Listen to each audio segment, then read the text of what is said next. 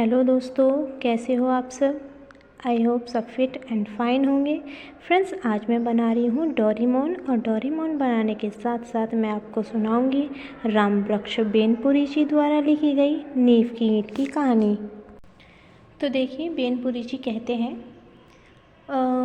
वह जो चमकीली सुंदर सुघड़ सी इमारत है, वह किस पर टिकी है, किसके कंगूरों को आप देखा करते हैं। क्या कभी आपने इसकी नींव की ओर ध्यान दिया है। दुनिया चमक दमक देखती है, ऊपर का आवरण देखती है। आवरण के नीचे जो ठोस सत्य है, उस पर कितने लोगों का ध्यान जाता है। ठोस सत्य सदा शिवम होता ही है, किंतु वह हमेशा सुंदरम भी हो, यह आवश्यक नहीं। सत्य कठोर होता है, कठोरता और सद्भावना साथ साथ जन्मा करते हैं, जिया करते हैं। हम कठोरता से भागते हैं, भद्देपन से मुख मोड़ते हैं, इसलिए सत्य से भी भागते हैं। नहीं तो हम इमारत के गीत, नींव के गीत से प्रारंभ करते।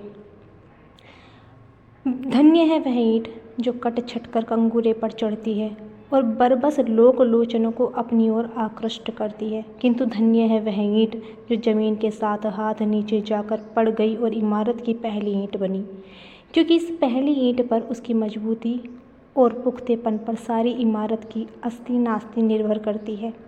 उस ईंट को हिला दीजिए, कंगूरा बेतहाशा जमीन पर आ गिरेगा। कंगूरे के गीत गाने वाले हम, आइए अब नींव के गीत गाएं। वह ईंट जो जमीन में इसलिए गड़ गई कि दुनिया को इमारत मिले, कंगूरा मिले।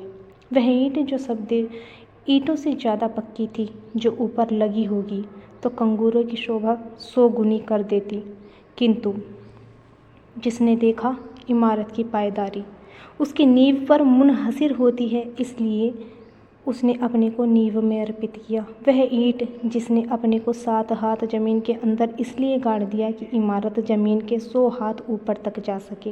वह ईंट जिसने अपने लिए अंधकूप इसलिए कबूल किया कि ऊपर के उसके साथियों को स्वच्छ हवा मिलती रहे, सुनहली रोशनी मिलती रहे। वह ईंट जिसने अपना अस्तित्व इसलिए विलीन कर दिया कि संसार एक सुंदर दृष्टि देखे।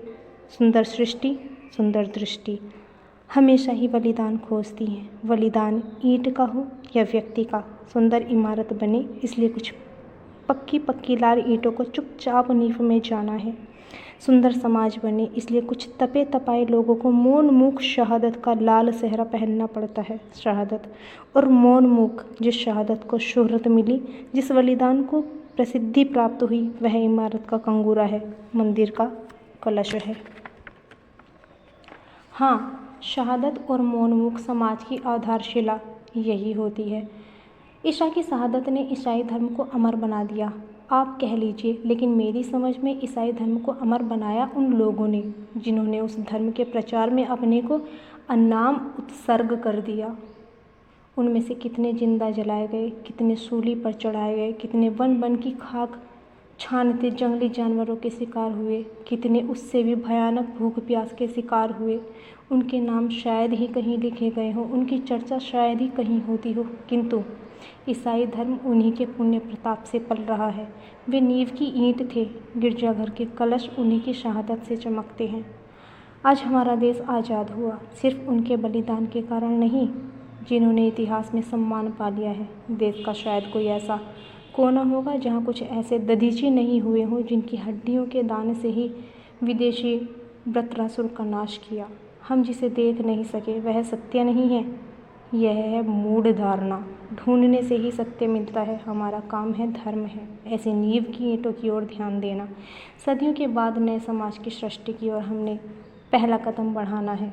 इस नए समाज के निर्माण के लिए हमें नींव की ईंट चाहिए। अफसोस, लेकिन अफसोस, कंगूरा बनने के लिए चारों ओर होड़ा होड़ी मची है। नींव की ईंट बनने की कामना लुप्त हो रही है। 7 लाख गांवों का नवनिर्माण, हजारों शहरों और कारखानों का नवनिर्माण, कोई शासक इसे संभव नहीं कर सकता।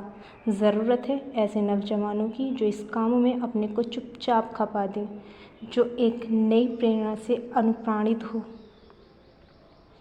एक नई चेतना से अभिभूत हों, जो शराबियों से दूर हों, दलबंदियों से अलग हों, जिनमें कंगूरा बनने की कामना ना हो, कलश कहलाने की जिनमें वासना ना हो, सभी कामनाओं से दूर हो, सभी वासनाओं से दूर हो। उदय के लिए आतुर हमारा समाज चिल्ला रहा है, हमारी नींव की ईंट किधर है? देश के नौजवानों को यह चुनौती है। तो फ्रेंड्स, इस कहानी से आप क्या समझे मुझे ज़रूर बताना। और हाँ, ये मेरा डोरेमोन आपको कैसा लगा ये भी बताना फ्रेंड्स।